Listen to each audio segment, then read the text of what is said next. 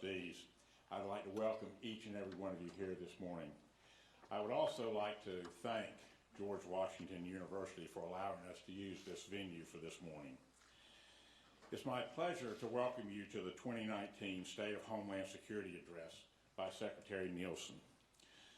The opportunity to facilitate this important discussion is a real privilege. Thank you for being here. And more importantly, thank you, Secretary Nielsen, for taking time out of your schedule to join us. My colleague, Frank Salifo, is director of Auburn University's McCrary Institute for Cyber and Critical Infrastructure Security and our Center for Cyber and Homeland Security. He has hosted Secretary Nielsen and each of her predecessors for this event since the department was created. We are lucky to have him at the helm of the McCrary Institute. The McCrary Institute uses research and scholarship to develop practical solutions for real-world problems. The Institute's mission is to fuse theory with practice and policy with technology to protect and advance U.S. interest in the areas of cyber and critical infrastructure security. He approaches solutions and he designs those to enhance security across the public and private sectors. The Institute's policy work is driven by the Center for Cyber and Homeland Security based here in Washington, D.C. The Center is a nonpartisan think tank that develops innovative ideas and solutions to current and future threats to the United States. It accomplishes its mission by convening events such as this one, by publishing policy-relevant analysis, and by providing expert testimony to Congress on critical issues and challenges that are related to cybersecurity, critical infrastructure, counterterrorism, and homeland security. Together, the Institute and the Center help advance Auburn's mission and our ambition to be a national leader in cyber, infrastructure, and homeland security. They also innovate in those areas that matter most. Turning now, though, this morning to Secretary Nielsen, it is my honor to introduce her. She was sworn in as the 6th Secretary of Homeland Security in December of 2017. She previously served as White House Deputy Chief of Staff. She joined the Trump administration in January of 2017 as Chief of Staff to then Secretary of Homeland Security John Kelly. In that position, she advised the Secretary on all operational, policy, and legal matters, including counterterrorism, cyberterrorism, cybersecurity, and border security. Secretary Nielsen has also served in the private sector, focusing on a range of homeland and national security matters, including preparedness strategies and policies to prevent, protect against, and respond to catastrophic events with a focus on critical infrastructure and interdependencies that go with that. In 2004, she was commissioned by President Bush to serve as a special assistant to the President for Prevention, Preparedness, and Response on the White House Homeland Security Council, where her responsibilities included the development, coordination, and oversight of U.S. government homeland security policy. She has also served as the chair of the World Economic Forum's Global Agenda Council on Risk and Resilience. She is an attorney by training, and in past she has served as a senior fellow with the Center for Cyber and Homeland Security. In other words, she has walked the walk in many different facets that we will talk about today. Please join me in welcoming our moderator, Frank Salifo, and Secretary.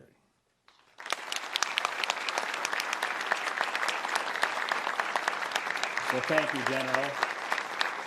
I will be exceedingly brief. I think you covered all the bases. Let me just echo your comments and say it is a true privilege to be able to host Secretary Nielsen again here on campus. She's a rock star, we know that, and she's got one of the most difficult jobs, I think, in the U.S. government, or even beyond the U.S. government. And just given last week's events in Christchurch, you can see that the threat is consistently morphing, changing, but privileged to have a secretary like Secretary Nielsen at the helm during these difficult times. So bottom line, Madam Secretary, The floor is yours. Thank you for coming back on campus, and I look forward to moderating a Q&A with you afterwards.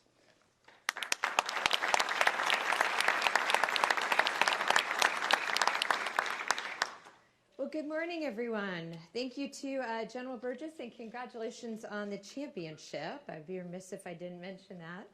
I could not be more grateful to you and to Frank for your leadership in public service. And I'd like to start really quickly by us giving them both a round of applause. So thank you to them. I'd also like to thank the Auburn Center for Cyber and Homeland Security and George Washington University for hosting me here today. So before I begin, much like Frank, you know I can go on and on and on these topics. So I'm going to try to limit it, but I do want to cover what has changed and where we're headed.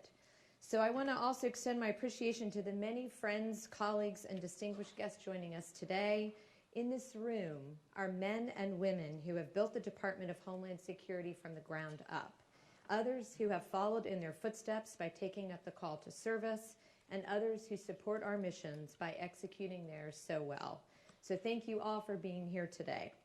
We're gathered here today at a pivotal moment. Life is changing faster than at any point in human history. And as a nation, we face a choice: shape the world around us or be shaped by it. We cannot hide from the future. If we do, history will judge us harshly. That is why today it is my duty to report that although the overall security of the homeland is strong, the threats we face are graver than any time since September 11th, 2001. The ground beneath our feet has shifted. Our enemies and adversaries have evolved, and the arms of government are simply swinging too slowly to protect the American people. Let me be clear, we are more secure than ever against the dangers of the last decade, but we are less prepared than ever for those that will find us in the next. That is why under this president and during this administration, we have made a decision to shape the world around us, to create an environment that is favorable to U.S. interests, to put America's security first, and to dramatically enhance the way we defend the homeland.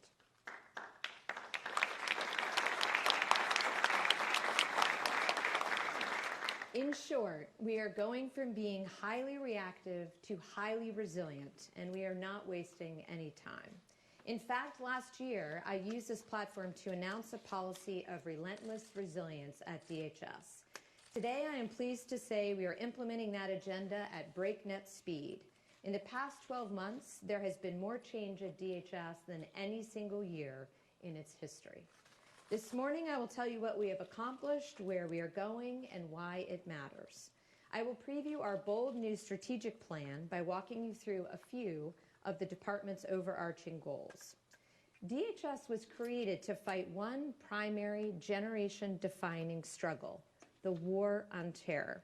But we now find ourselves defending against emerging threats on new battlegrounds. Not only are we still facing the insidious threat from global jihadists, but we are under siege from transnational criminals, faceless cyber thugs and hackers, and resurgent nation-state rivals. The battle state is constantly in flux, flipping from the physical world to the virtual world and then back again, all in the blink of an eye. Today, I am more worried about the ability of bad guys to hijack our networks than their ability to hijack our flights. And I am concerned about them holding our infrastructure hostage, stealing our money and secrets, exploiting children online, and even hacking our very democracy. These aren't wars that we can fight in slow motion through meetings, memos, and endless discussions. If we don't anticipate, adapt, and move quickly, we will lose, period. The idea that we can prevail with so-called whole-of-government efforts is now an outdated concept. It's not enough. We need a whole-of-society approach to overcome today's threats. Why? Because it's not just U.S. troops and government agents on the front lines anymore. It's U.S. companies, it's our schools and gathering places, it's ordinary, everyday Americans. Threat actors are mercilessly targeting everyone's devices and networks. They are compromising, co-opting, and controlling them.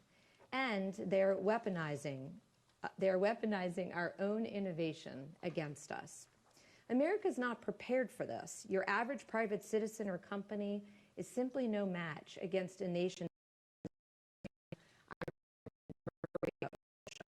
It's not a fair fight. And until now, our government has done far too little to back them up. President Trump has made Homeland Security his #1 priority.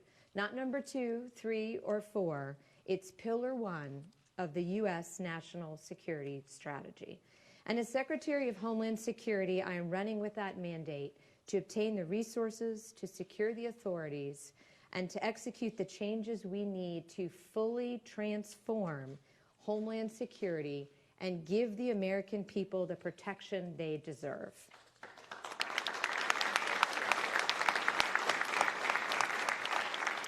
Towards that end, our new DHS strategic plan integrates our mission across agencies and offices to reflect a unified approach, no longer mired in the individual authorities of a given component. The first goal is to combat terrorism and homeland threats. Our department was built in response to a complex, coordinated, and catastrophic terrorist plot. And we continue to do all we can to ensure we know who is traveling to the U.S. and to prevent nefarious actors from carrying out attacks on the homeland. To thwart terrorist plotting, DHS has recently put in place some of the most sweeping security enhancements in a decade. We have instituted tougher vetting and tighter screening in the travel system to prevent terrorists from infiltrating the United States, in addition to instituting the biggest aviation security enhancements in years. This includes sophisticated measures to detect concealed explosives and insider threats. This year, our new National Vetting Center will become fully operational.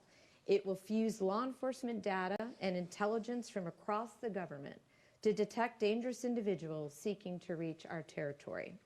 In the same vein, I am pleased to announce today that DHS has worked with the State Department to notify all countries in the world of more stringent information sharing requirements to crack down on terrorist travel. Governments who work with us will make the world safer from extremists, and while those who fail to comply will face consequences. But these major improvements are not enough.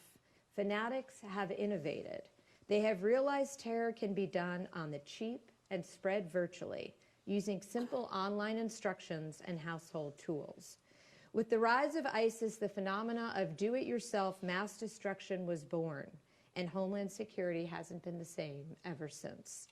2 years ago on Halloween, I remember receiving a White House Situation Room report that a truck had driven a mile down a bike path in New York City, mowing down cyclists as it went. Nearly 20 pedestrians were killed or injured before the carnage ended that afternoon. The driver claimed inspiration from ISIS and followed the terror group's instructions to the letter. If you can't join us overseas, stay in your homeland and kill, using any means possible. Despite losing territory, the group's reach remains global. Just last week, the FBI arrested a Georgia woman tied to the United Cyber Caliphate, a hacking and propaganda wing of ISIS. The woman allegedly helped the group promote online kill lists featuring U.S. soldiers, government officials, and private citizens. One posting, which included the personal information of potential targets, offered a simple and chilling instruction: kill them wherever you find them. My department assesses that the primary terrorist threat in the United States continues to be from Islamic militants and those they inspire. But we should not and cannot and must not ignore the real and serious danger posed by domestic terrorists. They are using the same do-it-yourself mass murder tactics as we saw with the horrible assault last week in New Zealand against Muslim worshipers. Attacks on peaceful people in their places of worship are abhorrent. Our hearts go out to our friends and allies overseas, and I have offered them DHS's full support. We, too, have seen the face of such evil with attacks in places such as Charlottesville, Pittsburgh, and Charleston. And in the wake of the New Zealand tragedy, I want to make one thing very clear. We will not permit such hate in the homeland. There is no room in this great nation for violent groups who intimidate or coerce Americans because of their race, religion, sex, or creed. We will counter violent extremists with the full authorities of this department, and we will work with law enforcement partners to bring domestic terrorists to justice.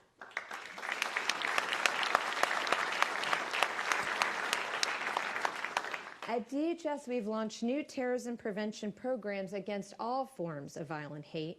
We are sharing more information with local authorities. We have worked with social media companies to crack down on terrorist propaganda online, and we have ramped up soft target security nationwide, with a particular focus on protecting schools, large events, major gatherings, and places of worship. As I noted earlier, we need a whole-of-society approach to turn the tide, which is why in 2019, DHS will host the first ever National Summit on Terrorism Prevention. This two-day event will bring together tech companies, NGOs, community leaders, law enforcement, social service providers, and more in an effort to better crowdsource our defenses against terror. DHS is also focused on amplifying efforts to combat emerging threats. Last year, with the help of Congress, we stood up a new Office of Countering Weapons of Mass Destruction, one of the biggest ever reorganizations in DHS. This office is set to better protect Americans against chemical, biological, radiological, and nuclear dangers.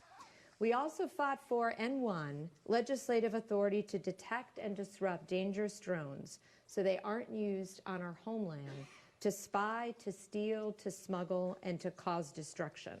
In 2019, we will focus on executing these new authorities. The full list of our reforms is much longer, but rest assured, DHS is more committed than ever to keep getting one step ahead of those who would dare to do us harm. We will be vigilant, we will be continuous, and we will address emerging threats.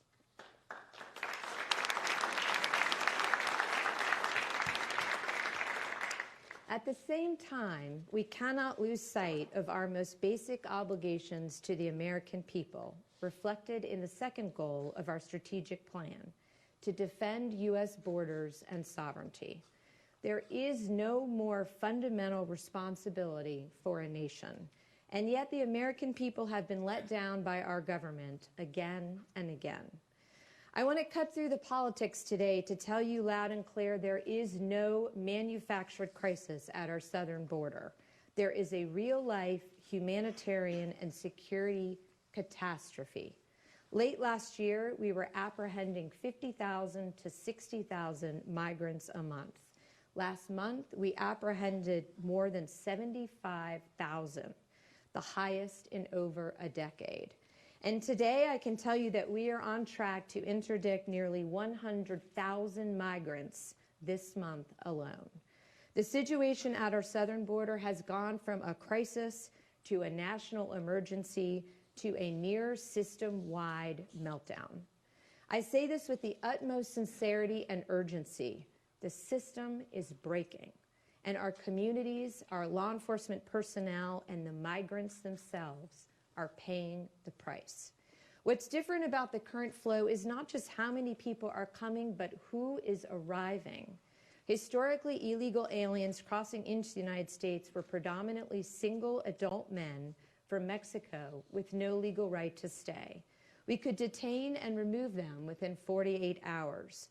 But in recent years, we have seen the volume of vulnerable populations, children and families, skyrocket. Over 60% of the current flow is now families and unaccompanied children, and 60% is non-Mexican. Our system was simply not built to handle this type of flow. Because of outdated laws, misguided court decisions, and a massive backlog of cases, we are usually forced to release these groups into the United States, and we have virtually no hope of removing them in the future, despite the fact that the vast majority who apply for asylum today do not qualify for it under our laws as determined by a judge. Smugglers and traffickers have caught on, advertising a free ticket into America. As a result, the flow of families and children has become a flood. Cases of fake families are popping up everywhere, and children are being used as pawns. In fact, we have uncovered child recycling rings, truly child re-victimization rings, a process by which innocent child are used multiple times to help migrants gain illegal entry. As a nation, we cannot stand for this. The humanitarian situation cannot be ignored. In one study, more than 30% of women reported being sexually assaulted along the dangerous journey, and 70% of all migrants reported experiencing violence. We give pregnancy tests to girls as young as 10 to ensure we can offer appropriate medical support. Smugglers and traffickers are forcing people into inhumane conditions, demanding extraordinary sums of money and putting lives in danger. They are not humanitarians. They are swindlers, and they are making it harder for us to identify those who actually need our protection. And given the brutal journey and travel conditions, children are arriving at the border sicker than ever before.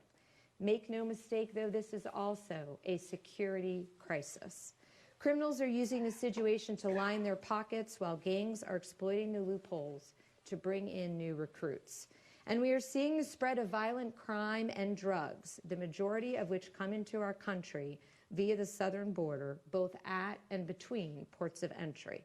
What's worse, last year we identified tens of thousands of convicted and wanted criminals attempting to cross. And those, of course, are just the ones we know about. So what are we doing about it? The DHS has built the first border wall to go up in a decade. We are building more and have plans for hundreds of new miles to block illicit goods, illegal entry, and help ensure a safe and orderly migrant flow. We have worked with the Pentagon to deploy thousands of troops to the southern border. We have worked with the Justice Department to prosecute single adults who cross illegally. And we have engaged the Northern Triangle countries to address the challenges at their source. And this month, I am happy to report that we expect to sign a historic first ever regional compact with these nations to counter human and drug trafficking, smuggling, and irregular migration. This is something I have been pushing for years and is long overdue. We have also stepped up efforts to protect women and children from being abused, kidnapped, sexually assaulted, and exploited on the journey, and to provide support to survivors. We are doing more to dismantle transnational criminal organizations, and we have intensified operations to seize illegal drugs, especially opioids. I am also looking at ways to help at-risk migrants apply for U.S. asylum from within Central America, rather than embarking on the treacherous trek to our border. We must find ways to help vulnerable populations sooner in their journey north. But it's simply, my friends and colleagues, just not enough. Our laws are not keeping up with the migrant flows, and until they are fixed, the situation will only get worse and more heartbreaking. We need Congress to stop playing politics and do what's right. We need Congress to change the law to allow us to keep families together throughout the immigration process, to ensure the safe and prompt return of unaccompanied children to their home countries, and to reverse the court ruling that directs dangerous criminals to be released into our communities. This is a complex and emotional issue, but no matter what side of the aisle you are on, we have common cause: to uphold our sovereign responsibility to secure our borders, to facilitate legal trade and travel, to prevent drugs from poisoning our communities, and to help vulnerable populations all at the same time. While we wait for Congress to do its job, I must say that I could not be prouder of the men and women of DHS who continue to do theirs with professionalism and compassion. Despite the politically charged atmosphere and the dangers of the job, Our agents, officers, and enlisted personnel, whether they are from CBP, ICE, USCIS, Coast Guard, or beyond, have done an extraordinary job staying focused on the mission. They are seizing drugs on the high seas. They are identifying fraudsters applying for visas. They are investigating vast criminal networks across our country in the physical world and on the dark web. They are taking down gun runners, sex slavery rings, and child exploiters. They are helping us welcome more legal immigrants each year than any other nation on earth, and so much more. They all deserve our respect and the thanks of a grateful nation. I ask you to join me in thanking them now.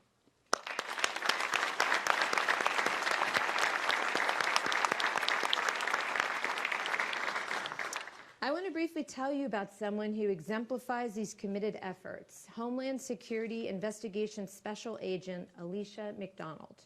Just last April, Agent McDonald and her colleagues executed high-risk arrest warrants against gang members tied to the Mexican mafia. They apprehended individuals linked to at least 7 homicides. Because of her meticulous police work, these violent criminals are now off the streets. Epitomizing the dedication of DHS employees, Agent McDonald was 8 months pregnant when she led a multi-location search and arrest mission as part of this investigation, and during her 3 months of maternity leave, she continued to work from home on her own time and on her own volition to ensure these gang members were brought to justice in the courts. Special Agent McDonald is here with us today. I believe I'm hard to see, but I think she's right there. You are. Alicia, please stand.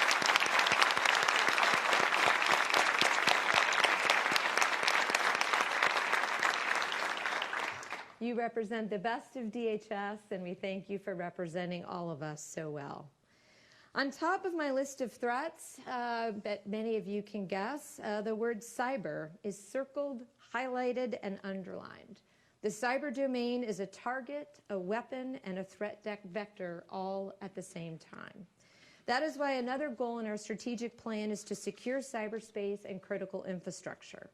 Nation states, criminal syndicates, hacktivists, terrorists, they are all building capacity to infiltrate and undermine our networks. They are weaponizing the web. For instance, in the past 2 years, we witnessed North Korea's WannaCry ransomware spread to more than 150 countries, holding healthcare systems hostage and bringing factories to a halt.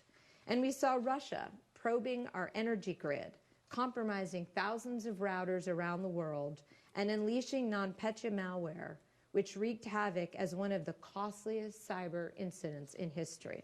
I could go on for hours, but what worries me is not what these threat actors have done, but what they have the capability to do.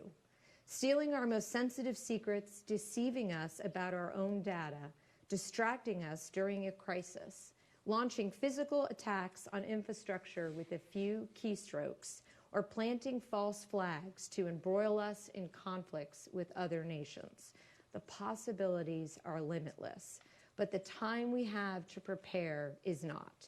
To get ahead of our adversaries, we released the first DHS cybersecurity strategy last May.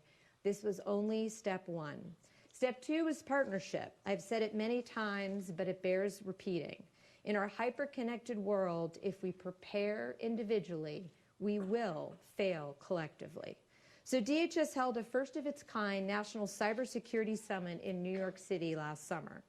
We brought together CEOs from some of the largest companies in America, hundreds of senior risk and security officers, multiple cabinet members, and Vice President Pence to take a clear-eyed look at America's cybersecurity posture. The gathering produced real results. Participants took action to deepen partnerships, break down barriers, and better integrate our collective risk management efforts. We announced the formation of the National Risk Management Center, a premier forum for government and industry to collaborate against evolving digital dangers. And in the months that followed, we took an even bigger leap. We consolidated and strengthened federal efforts to protect our nation's digital networks. And with congressional authorization, we established the landmark Cybersecurity and Infrastructure security agency at DHS.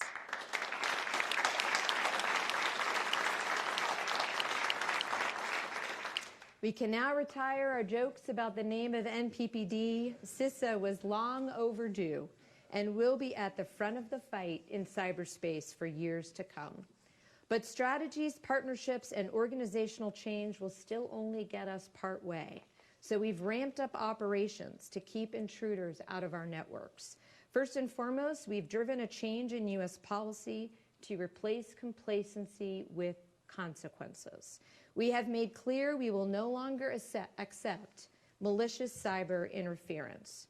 We are fighting back in both seen and unseen ways, including publicly attributing cyber attacks to the perpetrators, levying sanctions, and delivering other consequences. This has sent a powerful message to online adversaries, especially nation states. America has had enough, and we will not hesitate to punish you for compromising our networks.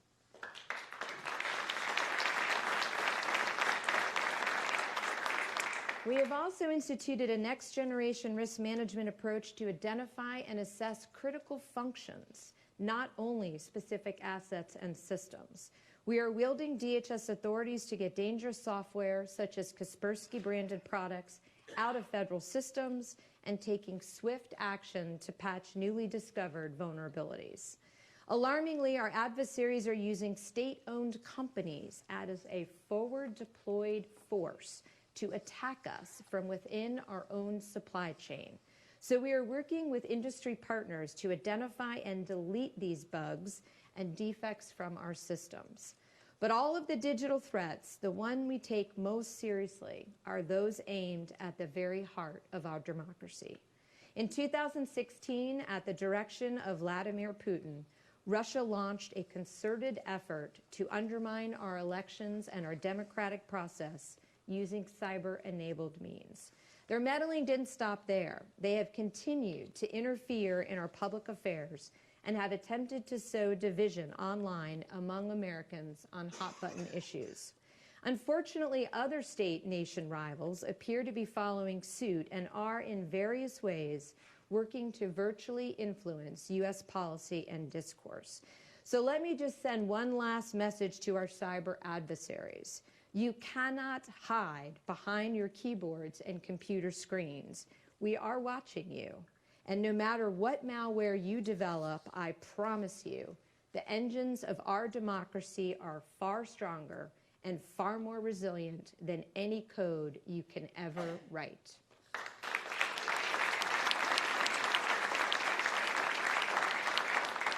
Last year, we applied our lessons learned from 2016 to prevent hacking in the 2018 elections. It was a full-court press. We worked to support all 50 states in a variety of ways, including technical assistance, security assessments, planning exercises, sharing of threat data, incident response, and so much more. On Election Day, more than 90% of American voters lived in an area covered by our network sensors, vastly more than in 2016, and it worked. And thanks to DHS cyber defenders and many partners nationwide, I can say with confidence that 2016 election was the most secure in the modern era. Some of the people who made that happen are with us here today. Matt Masterson and Jeff Hale were road warriors.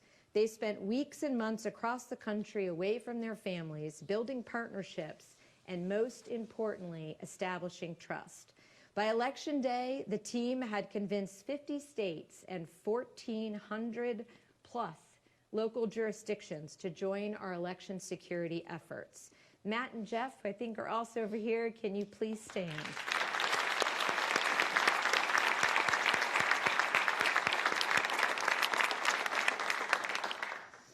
Now we have our eyes on the next election and are launching Protect 2020, a new initiative designed to get all states to a baseline level of election infrastructure cybersecurity well before the next vote. More broadly, DHS is in the process of bolstering its approach to countering foreign influence to ensure we are prepared to zoom out and see the full scope of adversary attempts to undermine our networks, our nation's critical infrastructure, and our homeland security. But it's not just bad guys we are focused on. Mother Nature has been extremely active too. And when disaster strikes, when a family loses everything, DHS and FEMA are often among the first to lend a helping hand.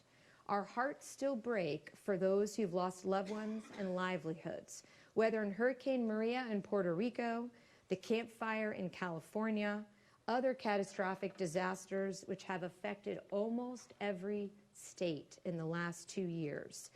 We have opened 138 major disasters since the beginning of this administration. To any citizen affected by these crises, I want to provide assurances that DHS is there for the long haul. We have your backs, and you will not be forgotten.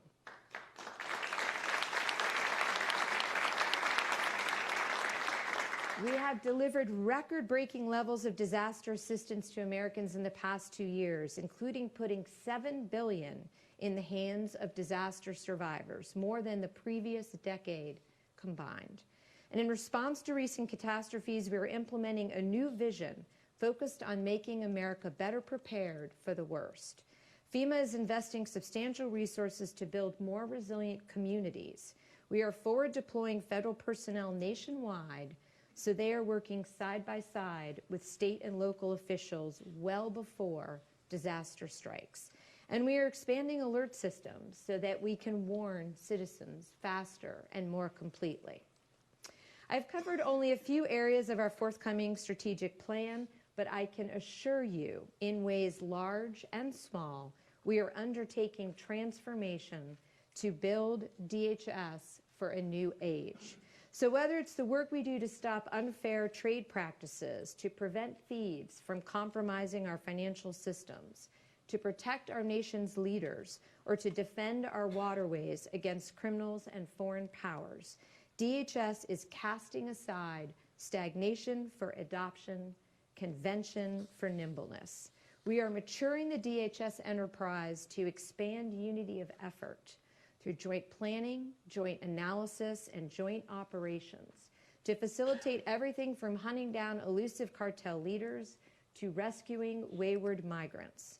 And we are overhauling our support components so that our frontline defenders get what they need more quickly, including timely intelligence to cutting-edge technology.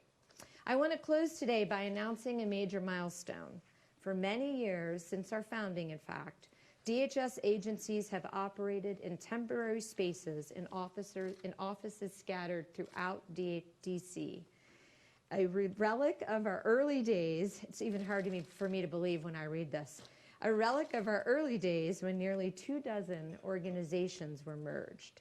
This has made it extraordinarily difficult for our 240,000 employees to work together as one team. You may have noticed, however, a large construction project across the river, one of the largest government construction projects, in fact, since the Pentagon. This is the St. Elizabeth campus. And I am pleased to announce this morning that in less than a month, it will serve as the base of operations for a more focused, a more unified, and a more effective and consolidated Department of Homeland Security.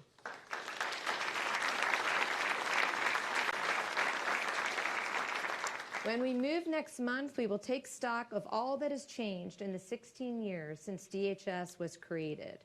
And we will take a moment to remember those brave souls whose loss on 9/11 ultimately gave life to a department charged with protecting the American people.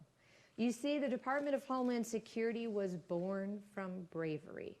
Our forefathers and mothers are firefighters who rushed into burning buildings. They are first responders who carried victims out of skyscrapers that crumbled around them. And they are airline passengers who rushed a cockpit to save the lives of strangers whom they would never know. These are the people who truly founded DHS. And I am proud to say that the men and women that I lead are worthy of this heritage.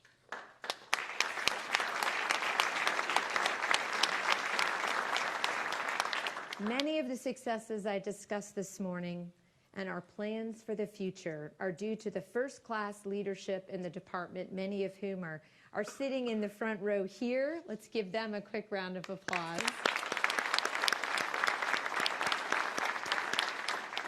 But I think they would agree with me that the real credit belongs to each of the men and women and their families who, with honor and integrity, stand watch and defend our homeland at the tip of the spear. To all of our employees, I want to say thank you. Like your DHS forebears, you are brave, you are patriots, and you are an inspiration to the entire country. Thank you all again for being here today. May God bless each of you, and may God bless the United States of America.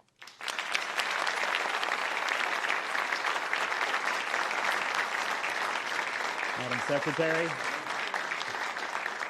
thank you for an awesome overview of the threats the homeland faces and the risks we face, and what the women and the men of the department are doing to ameliorate the threat and obviously build resilience into our community. It's a whole gambit of issues, and I think the department's role is one of the most difficult in the United States. But I'd like to start with some of the most recent threats we saw play out in New Zealand, and use that as also an opportunity to discuss a little more what the department is doing to work with places of faith, since there have also been obviously attacks on synagogues in the United States and elsewhere. And then maybe a little bit on how important the Five Eyes relationship is from a DHS perspective, beyond just the intelligence community, but also from a security community. And then to add a third twist to that, a little bit of a preview of the terrorism summit you will be hosting this summer, and how that all comes together. You got it in no particular order. The relationship with the Five Eyes is strong and important. I will tell you, interestingly, as time has gone on since I've been secretary, we spend more and more of our time talking about domestic terrorism. We spend more and more time talking about different threats in the cyber realm, including child exploitation and very unfortunate new ways that predators can exploit them. But we also talk about the importance and what it really means of freedom. Freedom to gather, freedom to enjoy with friends and family in gathering places, whether that be at church or a sporting event or at a mosque, as we recently saw. So together we're sharing, we're working on best practices. We're working very closely with the private sector to pull down terrorist content from the internet. And the summit is sort of an expansion of that. The concept there is that whole of society approach that I mentioned. How do we bring everybody together, multidisciplinary, multi-government, every different walk of life, to understand perspectives to not only prevent radicalization and leanings toward violent extremism, but to perhaps provide off-ramps, to find other ways that those who might otherwise choose violence to be able to express themselves. Those partnerships are key, but I hope that everyone will join us. We want to hear from everybody and learn from the different insights and experience. Thank you, Madam Secretary. And I'll use that as a launch pad to look at the elections and look at some of the lessons we learned from 2018, what that could mean for 2020, and you discussed the partnership on counterterrorism-related efforts in terms of working with social media. How does that play in with foreign interference? And are you seeing countries other than Moscow, Russia, rear their head and engage themselves in trying to interfere with other elections globally? You know, I think the unfortunate downside of the publicity of what the Russians did in 2016 and that we saw in 2018 with respect to foreign interference is that other nation states have now adopted a more visible approach to doing the same. So we see China doing that. We see Iran doing that. It's interesting. It depends on where you are in the globe, which country is attempting to interfere more. And so there's differences there. But it's a real and pernicious threat. So we're also working with the private sector on that. But this is an area where education, I think, for citizens is also very important. We have some new initiatives and programs to help Americans become more media savvy. If you know that your news is from Sputnik, for example, you should think twice, because you should know that that has been directed directly from the Kremlin, and you should put that in perspective as you weigh how you want to interpret and believe it. And I would add RT to that list as well. But looking at that particular set of issues and looking that the department is now handling nation-state threats in all of its various forms, whether through proxies, and I think you rightfully said in your remarks that they're trying to get inside the supply chain to influence events. Where do you see the nation-state threat today? And in particular, I'd be very curious. The Department of Homeland Security took a very strong position on Kaspersky in terms of not only DHS, but the entire government use of Kaspersky products.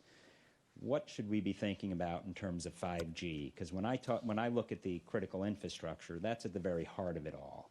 So if you want to touch on that, and if you want to discuss Huawei and ZT in particular, you're more than welcome to. So their charm campaign is on, but there are some legitimate risks. Yeah.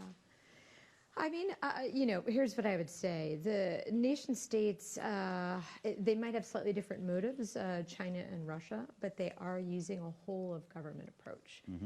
With China, it's not just technological. Their investment that we see throughout the world is cannibalistic in nature, right? I mean, they come in, they offer a cheap loan, they offer opportunity, but the goal of that loan is to hold that country hostage. It's a very different kind of threat than we've seen in the past. When it comes to the technology, though, as I mentioned, they're using companies as a forward deployed force to actually eat away at our security from the inside, from the supply chain. So we have a variety of programs underway. As you know, we have the ICT Supply Chain Task Force. We're working on a new Federal Acquisition Council. We're really trying to assess where the risks are and make sure they're known. Each individual always has to make their own judgment. But again, because we do have a weak link in cyber, what we hope to do is to identify these vulnerabilities, take them out whenever we can within DHS authority, but ensure that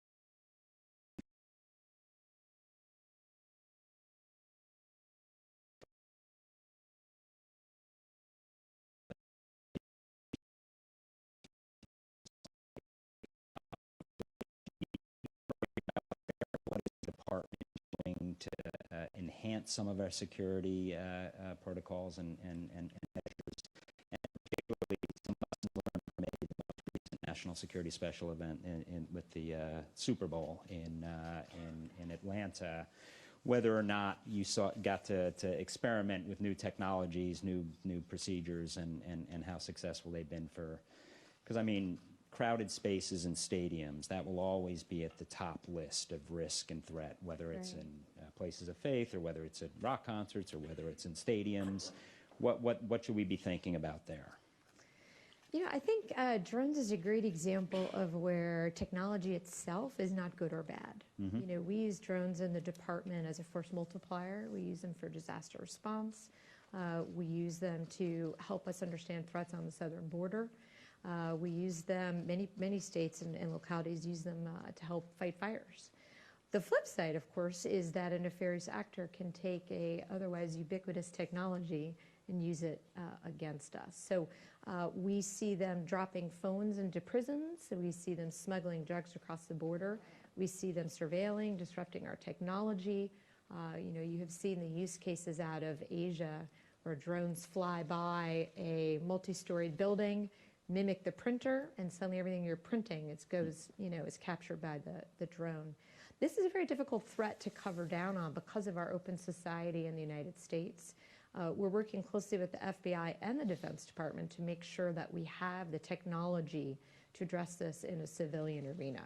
We did try out some new defenses over the Super Bowl. We did see drones over the Super Bowl. Great credit to the city and to the NFL for partnering very closely with us. I think all would say we had a very good effort, but continuing to understand how that threat is being used and then to develop particular mitigation and countermeasures is important. And to swing back to 5G, I could say the same. I mean, we don't yet understand what 5G will be. It's truly a next generation technology. It'll enable automation, smart cities, capabilities that we cannot yet conceive of. There'll be a huge positive side to that, but we have to quickly understand the potential vulnerabilities it could introduce. And the attack surface grows exponentially. Absolutely. And if you're building a secure system on quicksand, that could be a problem. So I'll ask one more cyber question, then I'll get to some of the Northern Triangle border questions. But where do you see the Department of Homeland Security fitting into the broader deterrent question? And as you know, Madam Secretary, this is a pet rock of mine, so unless there are consequences for bad behavior, you're going to see more and more and more bad behavior. And I think we are starting to levy some consequences in terms of prosecutions and indictments and naming and shaming, which I think is very important, and limiting people's ability to travel. But I sometimes feel like we don't have the offensive coordinator communicating with the defensive coordinator into a head coach kind of role. Where do you see the department fitting into that?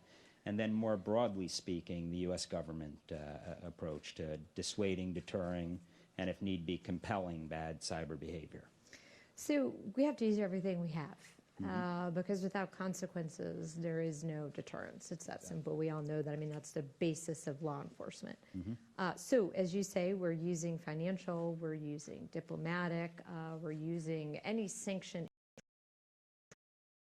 We will use binding operational directives when needed to take particular companies or technology out of federal systems. And then we will do all we can to encourage the private sector to do the same. So I think it needs to be coordinated as you described. The good news is I signed the first ever MOU with the Department of Defense last year with Secretary Mattis. It has really helped us knit together and leverage each other's capabilities. We analyze the threat together. We're in each other's op centers. We help bring what the department knows to the private sector as well. But should anything happen, we are right there ready to respond with surge forces identified and ready to go. Awesome. And I do think the lash up between DHS and DOD is actually already yielding some positive fruit. So kudos on that. Let's go to the Northern Triangle and sort of if you can give sort of a snapshot or a situation report of what's playing out there in the Western Hemisphere, and also where do you see the threat going from here? Is it going to get worse? Is it going to improve? And then subsequently on the counter-narcotic side, obviously illegal immigration is a concern, but on the counter-narcotic side, you've been leaning forward, and I'd be curious to hear what your thoughts are. Yeah, I think what we're trying to do, so on the threat side first, we're trying to lean forward on drugs, on trafficking, on smuggling, and exploitation of all the vulnerable populations. Unfortunately, we see all of that growing. The TCOs and the smugglers are not humanitarians. It's a business, and unfortunately, business is booming. So we have to find ways with our partners to just take them down. That involves removing their marketplaces from the dark web. It means eliminating all of the middlemen who provide IDs, travel patterns, information, the actual contraband itself. It's a very decentralized approach these days. We need to not play whack-a-mole, but take down the entire network. The Northern Triangle countries are willing to help. They see the threat perhaps in a more pronounced way than we do. Whenever I speak to them, the two main things that they raise, one are what they refer to as extracontinentals. We might refer to them as special interest aliens, but those who have patterns that are travel patterns that are suspicious or like that of a terrorist. They're from the Middle East, they're from Africa. To the Northern Triangle countries, it does not make sense why they would be traveling to a country in South America and then traveling all the way up Central America for the purposes of quote-unquote seeking asylum. So it's very concerning to them. So we're working very closely with them and will through this compact to share information so that we all know who's traveling and hopefully understand what their intent is. But the other half is the humanitarian side, the focus in particular for them being on children. You know, as many, all three of the governments have said, they want their children back. They want to welcome their children home to their families and their communities. But the law, if you are a non-Mexican child, does not allow the Department of Homeland Security to send the children home. We have to keep them in the U.S., put them in HHS care, and then HHS does the yeoman work of providing a suitable and safe sponsor. But the countries themselves want their young to come back and build their countries. So they've asked us to change our laws to help so that we do not put children at risk. So, Madam Secretary, I think we have time for another question, and I'd be curious in terms of some of the cooperation with the private sector from a critical infrastructure perspective. And you mentioned the new National Risk Management Center, the NRMC, and I think the focus on lifeline sectors is a very smart way to go. Not to suggest that everything, if everything's critical, nothing is, but the reality is they're all very important. But some truly from a public safety, national security, and economic security perspective are more critical than others. So I'd be curious where you see that going, and ultimately they're on the front lines of this war. And in addition to sharing more information, do you see more combined cooperation between some of the most critical infrastructure owner-operators in the department? And I think CISA is also yielding some fruit now that it's more than just a name change, it's more than just branding. And I'd be curious where you see all of that going. And I mean, you come to the job with amazing expertise on the cyber side. So what surprised you on that side, right? We need to do more, right? We need to take it to the next level. So I think we've been through the let's partner. We've been through the let's share information. We even have built in the here are some countermeasures and way to mitigate against the vulnerability and threat information that we're providing you. But now we need to operationalize those partnerships. And what I mean by that is stand shoulder to shoulder, and not just in response, which we often do in many of our mission sets, but on the front end. So, you know, FEMA is putting people into the field. The PSAs are in the field. We have cybersecurity advisors going into the field. TSA, Coast Guard, I mean, most of our components already have substantial presence throughout the United States and the world. We have 2,000 DHS folks deployed around the world. But we need to be with them to understand what our partners need best. It needs to be requirements driven. And the best way to partner is left of boom, right? How do we prevent? How do we assess? How do we identify?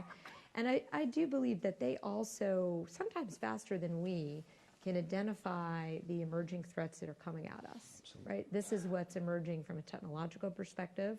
Again, this is how we can use it in a force multiplier way. But here are the security vulnerabilities that it opens up. So how do we build that in? The other part are just citizens. You know, in this day and age, every citizen is on the front line. You know, it's so much more than hurricane-proofing your house and sandbagging. You now have to think about how you use your data and how it's stored. Don't fall for a phishing attack. Figure out where your media is coming from. Which is still a vast majority of breaches start with phishing and whaling. I mean, they do. 80%. And they're more and more sophisticated, as you know. I mean, the adversaries use artificial intelligence to make sure that that email that gets sent to you looks just like an email your daughter might send, right? So you're that much more likely to click on it before you realize that something is amiss. And since I see the tyranny of time gives me 2 more minutes, so I'd be curious on the FEMA front. Yeah. And I mean, obviously, you've seen a rash of devastating events, including on Auburn's campus itself. And General Burgess, who welcomed you, his home was one of those. Fortunately, everyone was safe, but many others not so. Where do you see FEMA retooling themselves, and where you see the disaster management and resilience. You talk about strategic resilience. I'd be curious what that looks like, because we can't prevent it certainly can't prevent Mother Nature, but we can build more resilient communities, families, and individuals. So I'd be curious where you see that going. No, I think what FEMA has been doing, and great kudos to Administrator Long, to Pete now. You know, the vision is very strong within FEMA, and it's really about how can we prepare citizens, how can we make them resilient? And that's a very different way of thinking about just response, right? Just after the catastrophe, how can DHS and FEMA effectively respond? We do that quite well, but it's pushing it all left. So how can we help better prepare, to prevent, to mitigate? How can we think about the assistance, the tools, the training, to ensure that that is also pushed to the left?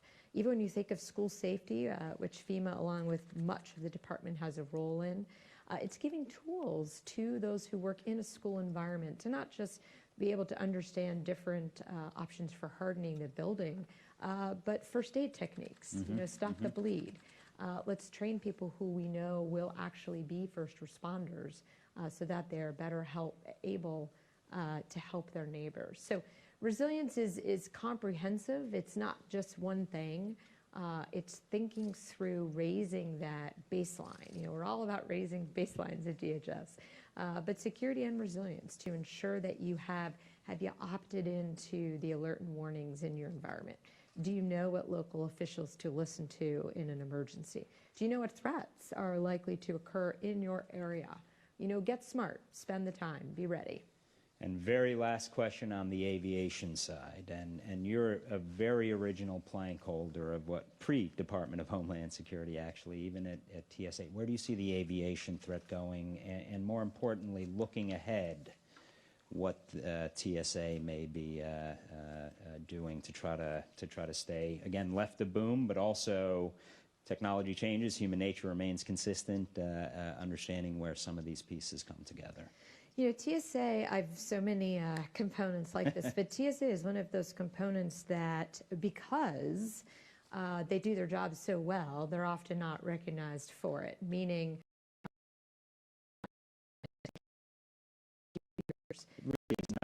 yeah, but to meet the emerging threats, and not just within the United States, but the partnership and the effort that has gone into ensuring that those security enhancements are shared throughout the world has been astonishing. A lot of modeling, a lot of R&D, a lot of understanding the new threats as they evolve. As you know, we're deploying more and more CT devices. Computed tomography is truly next gen. It's 3D. You can turn the image around. You can really understand what you're looking at. Insider threat, dogs. Really thinking through who's traveling. We got good dogs at Auburn. Yeah, no, the dogs are great. Everyone loves the dogs. Madam Secretary, thank you for a phenomenal overview of what keeps you up at night, and the rest of us can sleep a little better since you're on the job, on the ball. We at Auburn University, I think, have an opportunity, but more importantly, a responsibility to contribute to our national security, to contribute to our homeland security, stand ready to help in whatever way we can. Madam Secretary, thank you. Thank you for your leadership, and thank you for joining us today. No, thank you.